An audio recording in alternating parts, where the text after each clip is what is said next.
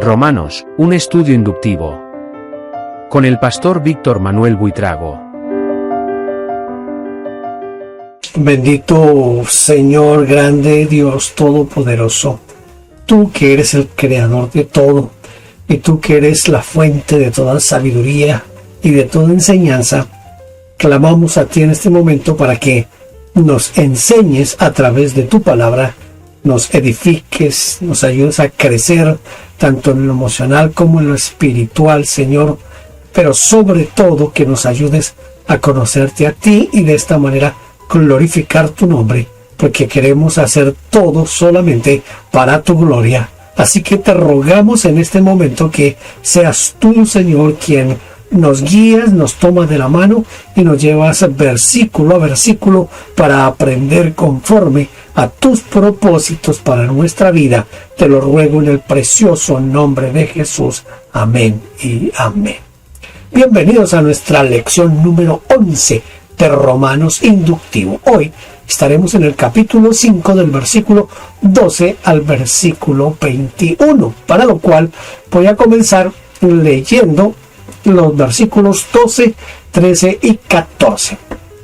Por tanto, como el pecado entró en el mundo por un hombre y por el pecado la muerte, así la muerte pasó a todos los hombres por cuanto todos pecaron, pues antes de la ley había pecado en el mundo, pero donde no hay ley no se inculpa de pecado. No obstante, reinó la muerte desde Adán hasta Moisés, aún en los que no pecaron a la manera de la transgresión de Adán, el cual es figura del que había de venir.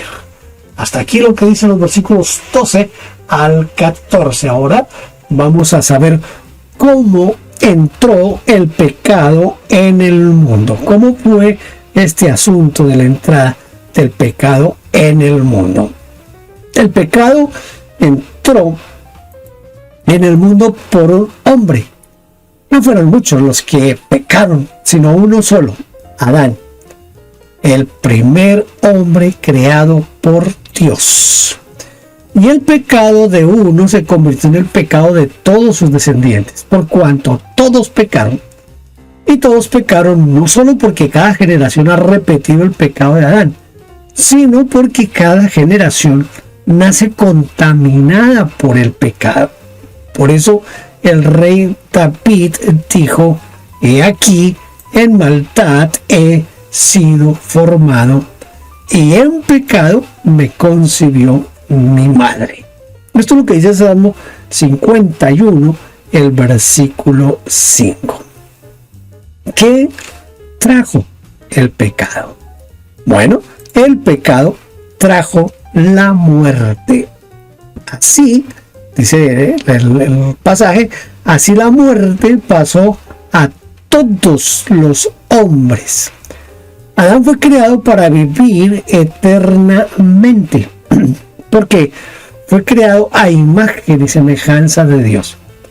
Pero cuando pecó, se puso a funcionar el mecanismo del envejecimiento, del deterioro y muerte. Y eso continúa hasta el día de hoy.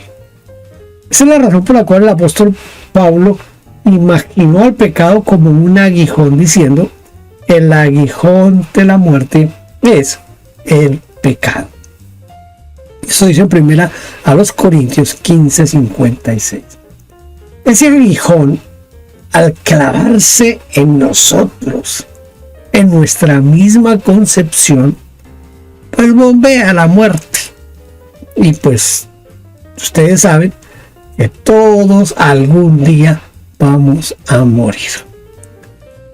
¿Qué pasa donde no hay ley? Muy sencillo. Donde no hay ley, pues no se inculpa de pecado. Cuando leemos en la versión internacional, dice: pero el pecado no es tenido en cuenta mientras no existe la ley.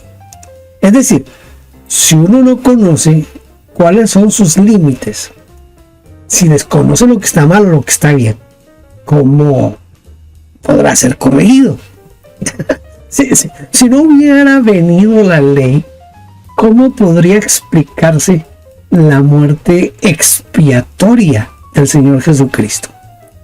¿Cómo podría morir Jesús por pecados que no pueden imputarse? La ley era necesaria para la salvación por gracia, dado que sin ley la gracia pierde todo su significado. ¿Por qué Dios esperó tanto tiempo para establecer su salvación por medio del sacrificio de su único Hijo? Porque no era el tiempo oportuno, tan fácil y sencillo como eso. Dice la Escritura: venido el cumplimiento del tiempo, Dios envió a su Hijo. ¿Qué pasaría si Dios hubiese enviado a su Hijo a la muerte inmediatamente después de la caída de Adán? Si hubiera apenas cayeron Adán y Eva, Dios hubiera mandado a Jesucristo para que muriera, sería entendido, ese sacrificio de Cristo lo hubieran entendido Adán y Eva, y seguramente si ya hubieran nacido sus hijos, entonces habrían entendido eso. ¿O qué hubiera pasado si lo hubiera enviado en tiempos de Noé o en tiempos de Abraham? Todavía no existía la ley con la cual se pudiera juzgar al pecador. ¿Qué ocurriría si hubiera venido nuestro Señor en los tiempos de Moisés, Josué, los jueces, o el tiempo de el rey David? La ley aún no habría llegado a su plenitud. No habría llegado a su plenitud. Es evidente que Jesucristo viene en el justo momento, en el tiempo oportuno, en el tiempo preciso. Como decimos nosotros, vino en el tiempo de Dios. Cuando Dios dijo todo lo que tenía que decir por la ley, los salmos y los profetas y todo lo que nosotros tenemos en el que conocemos como el Antiguo Testamento, cuando ese Antiguo Testamento, cuando ese canon de ese Antiguo Testamento se había cerrado, y cuando el mundo entero llegó a lo que nosotros conocemos como la madurez. Note que el Señor Jesucristo vino en un tiempo como bien planeado, bien pensado por Dios. Bueno, Dios todo lo hace justo y en su tiempo, ¿verdad?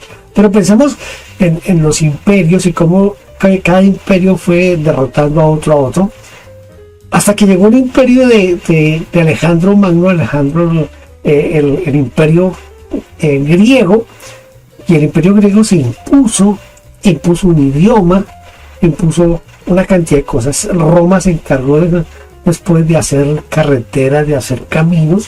Así que entonces, entre lo que era un solo idioma como universal, podemos decir que era el idioma griego, y también ya los caminos abiertos, el comercio un poco más establecido, todo eso era el momento propicio para que viniera el Señor Jesucristo. Así que entonces tenemos que tener en cuenta que el Señor vino en el momento exacto, ¿sí? Porque si no, entonces Dios no hubiera podido juzgar al pecado, porque ¿cómo puede juzgar Dios al pecador si no hay manera de acusarlo, verdad? Yo siempre he pensado en que de pronto sale una ley de prohibido cazar pispirispis. Entonces, por ahora podemos cazar pispirispis y no hay ningún problema, no estamos violando ninguna ley, no le estamos haciendo daño a nadie. Pero si apareciera una ley que dice prohibido cazar pispirispis, entonces si volvamos y nos vamos a cazar pispirispis, pues ahí nos metemos en un problema. Entonces, por eso todo esto era parte de lo que el Señor había establecido para que cuando Cristo viniera fuera exactamente ese momento propicio, para que Él hiciera lo que tenía que hacer, que era morir por usted y por mí. Romanos capítulo 5 versículo 15 dice: pero el don no fue como la transgresión. Porque si por la transgresión de aquel uno murieron los muchos, abundaron mucho más para los muchos la gracia y el don de Dios por la gracia de un hombre, Jesucristo. Jesucristo. ¿Cómo ha sido esa parte de la gracia de Dios comparada con la transgresión de Adán? Vamos a tratar de mirar aquí cómo ha sido esa parte de la transgresión, cómo ha sido la gracia de Dios comparada con la transgresión de Adán. En primer lugar, bueno, ¿qué va esto? En primer lugar, la gracia ha sido incomparable. No hay punto de comparación, dice la nueva versión internacional. O no hay proporción entre el delito y la gracia.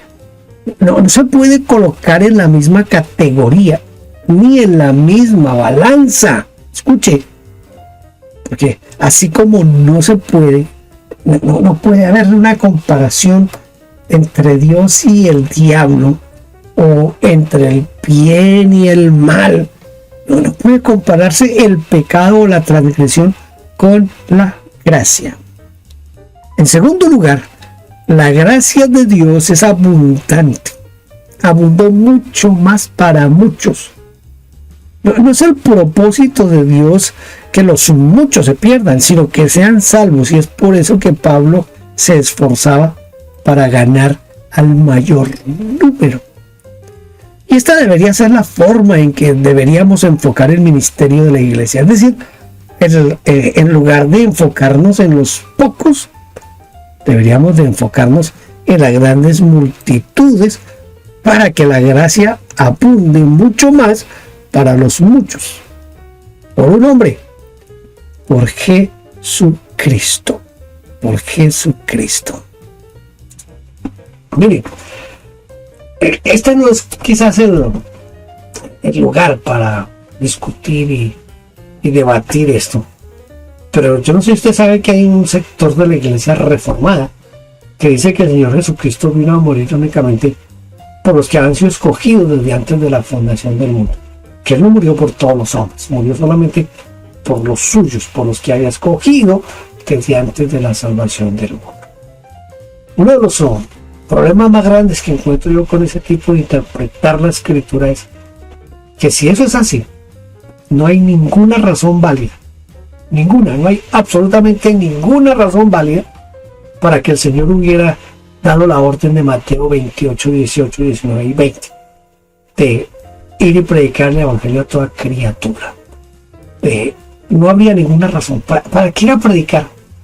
Si ya Dios tiene determinados por quienes murió Cristo, y ya Dios tiene determinados quiénes son los salvos, así que Dios de alguna manera los mete, ¿o no? Los mete ahí, porque si ya murió Cristo por ellos, entonces ¿para qué predicar el evangelio? No hay, yo no le encuentro sentido común a eso, pero esa es mi opinión. Yo sé que eso tiene unos puntos muy fuertes de que Cristo murió solo por los escogidos. Ahí usted puede encontrar en libros de texto, puede encontrar en grandes predicadores esos puntos de vista, pero yo voy a lo que desde mi perspectiva sería el sentido común. ¿Qué sentido tendría que el Señor Jesucristo le hubiera hecho que fuéramos a predicar a todas las naciones, haciendo discípulos, enseñándoles que guarden todas las cosas que Él enseñó, que Él predicó? O sea, ¿qué objetivo tendría que yo vaya a todas las naciones si únicamente se van a salvar por los que Cristo murió? Y que esos ya están predestinados desde antes de la fundación del mundo. O sea, yo no le encuentro sentido a eso, pero soy yo el que no le encuentro sentido a eso. Usted puede que sí le encuentre sentido. Muy bien, voy a leer ahora en Romanos, capítulo 5, versículos 16 y 17. Y con el don no sucede como en el caso de aquel uno que pecó, porque ciertamente el juicio vino a causa de un solo pecado para condenación, pero el don vino a causa de muchas transgresiones para justificación. Pues si por la transgresión de uno solo reinó la muerte, mucho más reinarán en vida por uno solo, Jesucristo, los que reciben la abundancia de la gracia y del don de la justicia. Te dije que no iba a usar el tiempo para discutir esto de la redención limitada o ilimitada o todo ese tipo de cosas. No es este el espacio para eso. ¿Qué es una dádiva? ¿Qué es un don? ¿Quiénes merecen las dádivas? ¿Los buenos o los malos? ¿Qué nos dice aquí el apóstol Pablo? Una dádiva es algo que se da gratuitamente a alguien. Entonces, porque no sería dádiva, ¿verdad? Si es que hay que hacer algo, si hay que pagar de alguna manera, entonces ya no es una dádiva.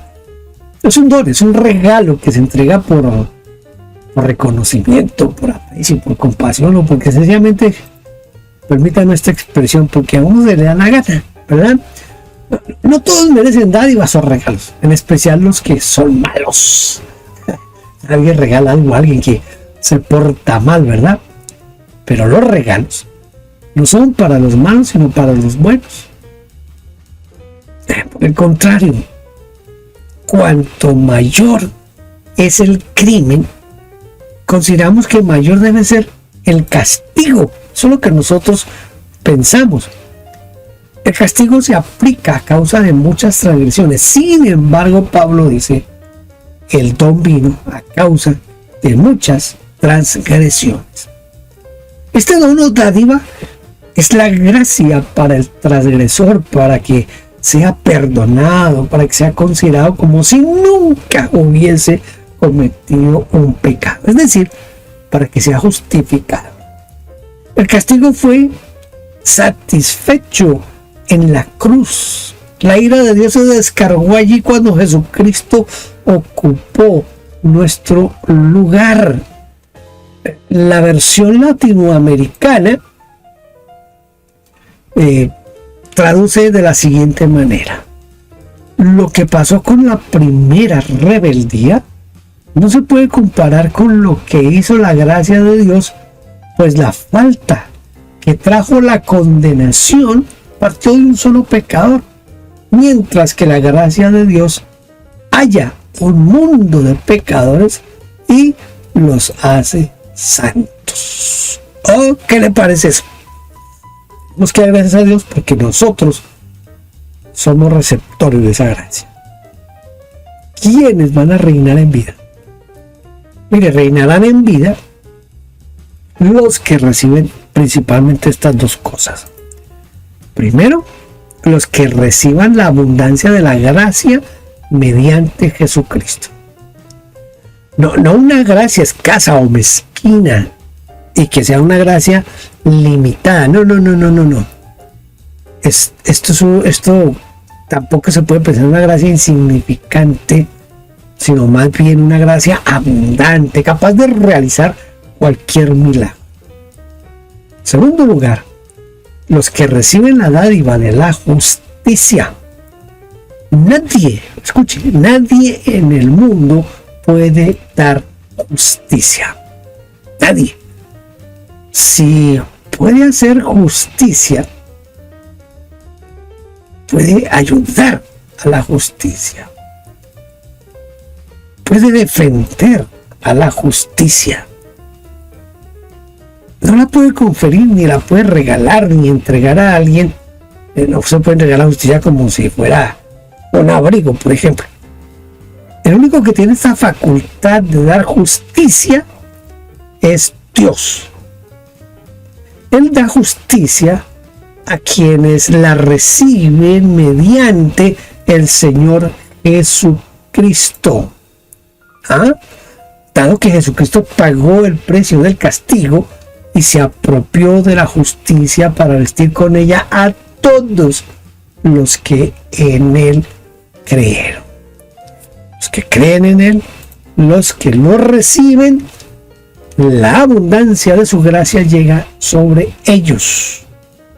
La obra de Cristo se hace completa porque limpia el alma mediante la gracia y por medio de la justicia la viste. No, este pasaje de Romanos es pero bien fuerte, bien interesante. Estudiar Romanos estamos en nuestro estudio inductivo, y el estudio inductivo es hacerle preguntas al texto y responderlo a través del mismo texto. Pero cuando uno hace teología, aquí en Romanos esto es, yo leí de un hombre que estuvo estudiando Romanos por más de 40 años.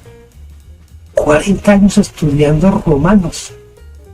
Yo no pretendo aquí en unas cuantas clases abordar todas las profundidades que nos puede presentar Romanos. Creo que es suficiente con medio arañar ahí con el estudio inductivo algunas cosas. Versículos 18 al 21.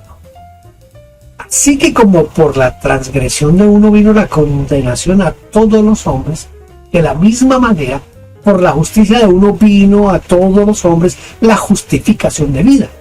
Porque así como por la desobediencia de un hombre los muchos fueron constituidos pecadores, así también por la obediencia de uno los muchos serán constituidos justos. Pero la ley se introdujo para que el pecado abundase, mas cuando el pecado abundó, sobreabundó la gracia, para que así como el pecado reinó para muerte, así también la gracia reine por la justicia para vida eterna mediante Jesucristo Señor nuestro. Estos son esos pasajes que uno debe aprender de memoria. Vamos entonces ahora a mirar aquí la primera pregunta. Este texto, la primera pregunta es: ¿qué significa obediencia? Dice, porque por la obediencia de uno, los muchos serán constituidos justos. La palabra que se tradujo por obediencia, en el griego es upakoes. Significa estar sujeto, responder a, aceptar, adherirse a, responder cuando se llama a la puerta. Y claramente indica el poder de la sujeción, y aunque pareciera una contradicción atribuir poder o autoridad a la sujeción, es lo que el Señor Jesucristo tuvo y demostró. Para nosotros, aquellos que ostentan el poder son los que exigen la sujeción de otros. Ellos exigen que se les sujeten a ellos, es decir, de sus súbditos. Exigen obediencia, incluso una respuesta inmediata. Y cuanto más alto sea el grado de autoridad, tanto más exigirá la sumisión. Sin embargo, escuche,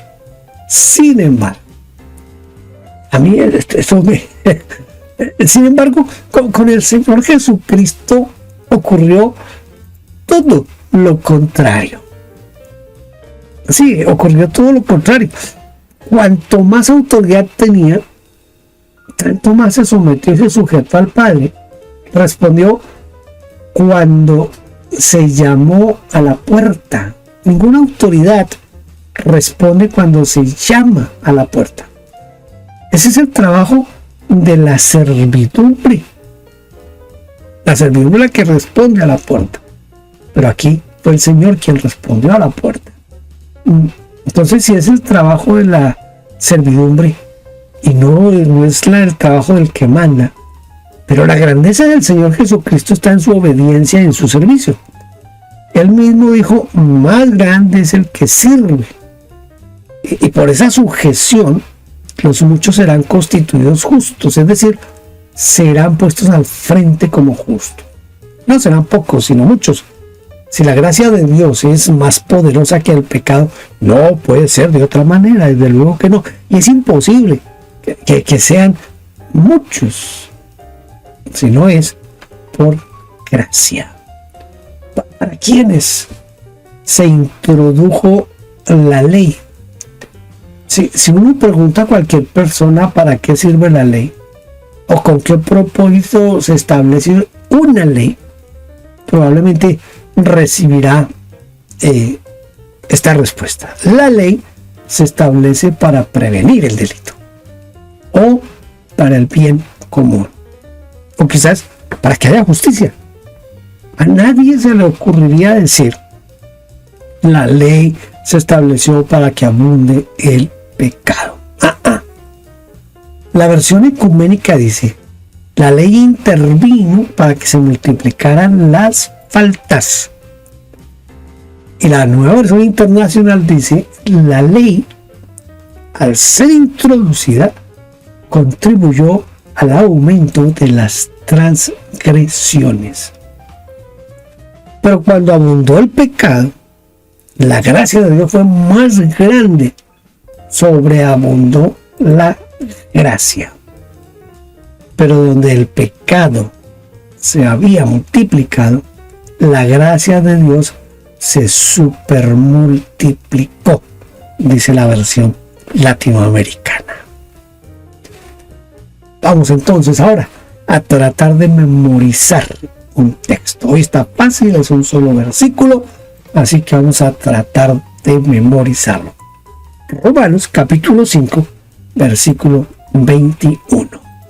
Para que así como el pecado reinó para muerte, así también la gracia reine por la justicia para vida eterna mediante Jesucristo, Señor nuestro.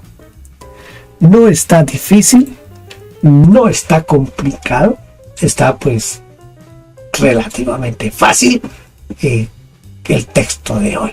Para que así como el pecado reinó para muerte, así también la gracia reine por la justicia para vida eterna mediante Jesucristo, Señor nuestro. Romanos 5, 21. Ya sabe cuál es la mecánica, ¿verdad? Apenas terminamos esta lección, usted va a abrir su Biblia, va a aprenderse de memoria este versículo. Hemos terminado nuestra lección número 11. Espero que nos encontremos en la lección número 12. Quizás haciendo la pequeña salvedad que este es un estudio inductivo, no es un estudio de carácter teológico, tampoco lo estamos inclinando hacia lo doctrinal, solamente hacia lo inductivo. De vez en cuando me salgo un poquito del libreto y trato de abordar esos temas difíciles como el que trate hoy. Pero bueno, Dios nos va a bendecir cada día más. Dios lo bendiga y lo espero en la próxima lección. Gracias por vernos. Déjenos su huella suscribiéndose, like, campanita y comparta. Bendiciones.